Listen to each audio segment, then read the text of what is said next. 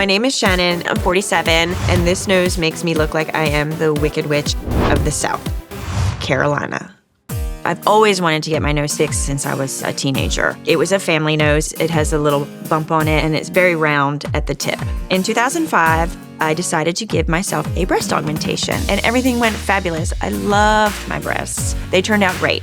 So I had no reservations with scheduling a rhinoplasty surgery, deciding to use the same physician that did my breast augmentation.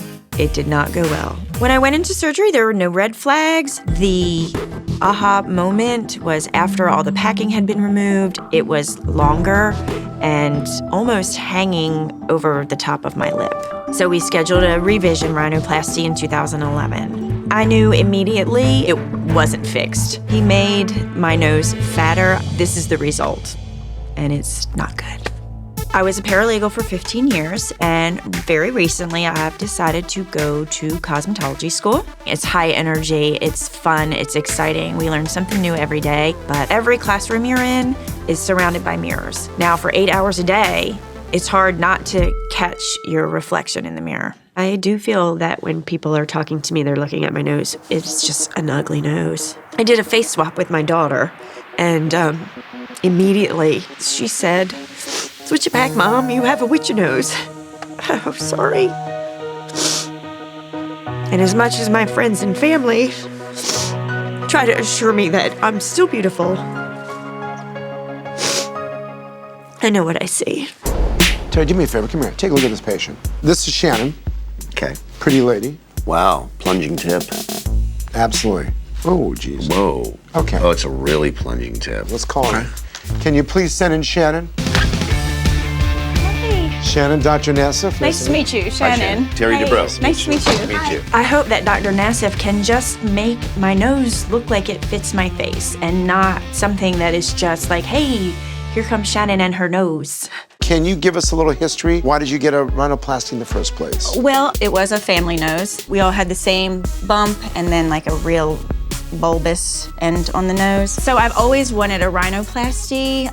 For my 35th birthday, I got my breast done. He did a fabulous job. Yeah. But apparently a breast guy does not make a nose man. Somebody who does good breasts usually means they do good breasts. Most likely not good noses. I knew pretty much right away my nose was like where it wasn't before. It was so long. You could literally swing it back and forth. No support. Yeah. I did go back to him. We decided to go ahead with the revision, and this is what came about. If you couldn't do anything you wanted to your nose, what would your goals be? The first rhinoplasty, it was straight, but now it seems to kind of go up a little here. So get rid of the little, there's a bump. There's a bump there, but So like we, I said, we that call between that a poly beak. Okay. Did you just say beak? Best thing for us to do is go take a peek inside your nose and then give you our thoughts at that point, okay? Great. I am sweating like a whore in church. I know they're going to squeeze it, poke it, prod it. I don't let anybody touch it, not even my husband. Let me take a look. It's a little bit of a deviated septum. So you don't know if the doctor did a septoplasty. I don't know that. Cosmetically, a few things happening. There's a dissociation between the bones and the lower half of your nose. Clearly. So the lower half of your nose is made out of cartilage. So we're gonna work on getting it straight. Now the tip, that's the hardest part. Your tip is a little bit narrow here.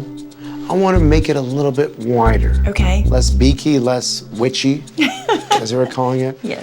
I think if you had your nose rotated up and dropped back, you wouldn't even be in here. Right. This is a revision rhinoplasty, so that means there's more risks associated with this. Infection, bleeding. It's very scary to hear about the risks, especially now that I'm older. What do you think? I'm all in if you are. But I am hopeful that the reward will outweigh the risks. Well, we look forward to seeing you. Nice meeting you. I don't ever want to be called witch nose again unless it's Halloween. Yay!